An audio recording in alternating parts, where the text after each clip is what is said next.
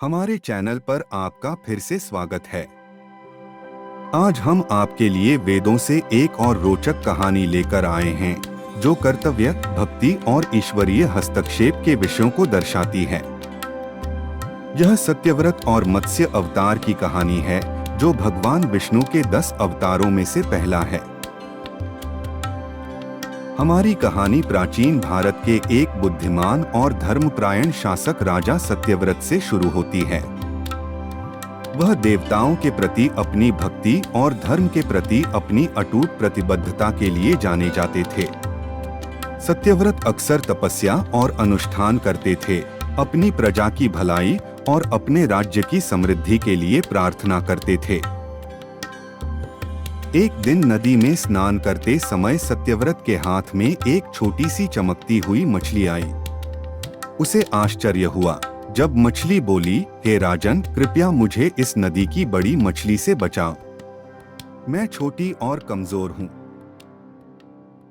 करुणा से प्रेरित होकर सत्यव्रत ने उस छोटी मछली को एक छोटे बर्तन में रखा और उसे अपने महल में ले गए।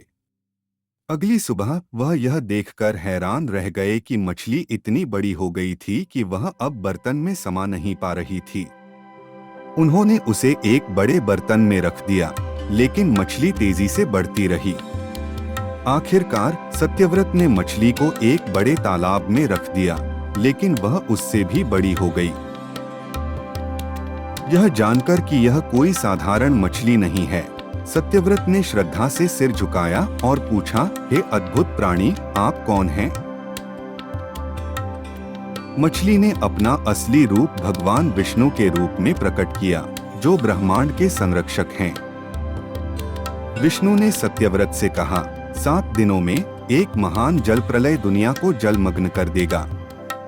आपको एक बड़ी नाव बनानी होगी और सभी बुद्धिमान लोगों, सभी पौधों के बीजों और सभी जानवरों की प्रजातियों के एक जोड़े को इकट्ठा करना होगा।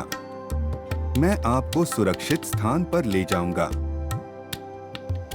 विष्णु के निर्देशों का पालन करते हुए सत्यव्रत और बुद्धिमान लोगों ने एक विशाल नाव बनाई।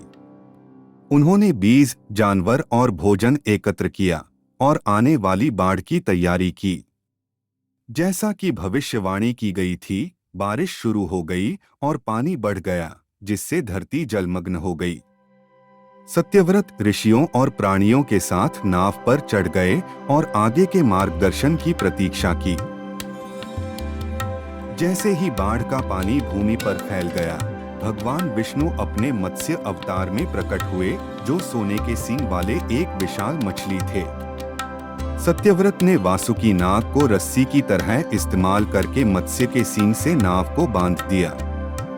फिर मत्स्य ने नाव को अशांत जल में से निकालकर उनकी सुरक्षा सुनिश्चित की।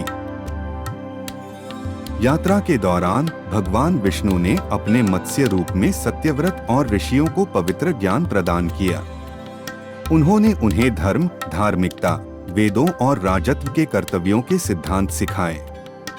ये शिक्षाएं जल प्रलय के बाद ज्ञान और संस्कृति के संरक्षण के लिए महत्वपूर्ण थीं।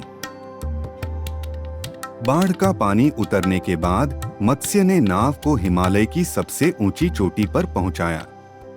सत्यव्रत और ऋषिगण नाव से उतरे और सभ्यता के पुनर्निर्माण का कार्य शुरू किया। बीजों, पशुओं और ज्ञान को सुरक्षित रखते हुए उन्होंने समृद्धि और धार्मिकता के एक नए युग की नींव रखी। सत्यव्रत और मत्स्य अवतार की कहानी कर्तव्य, भक्ति और ईश्वरीय मार्गदर्शन के महत्व की एक शक्तिशाली याद दिलाती है। यह हमें सिखाती है कि बड़े संकट के समय में विश्वास और धार्मिकता हमें सुरक्षा और एक नई शुरुआत की ओर ले जा सकती है।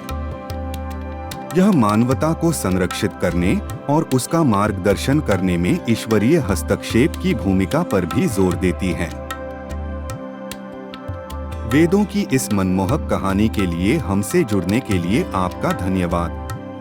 अगर आपको यह कहानी पसंद आई है तो कृपया लाइक करें, शेयर करें और ऐसी ही और ज्ञानवर्धक कहानियों के लिए हमारे चैनल को सब्सक्राइब करें। अगली बार तक जिज्ञासु बने रहें और प्राचीन ज्ञान की गहराइयों को तलाशते रहें।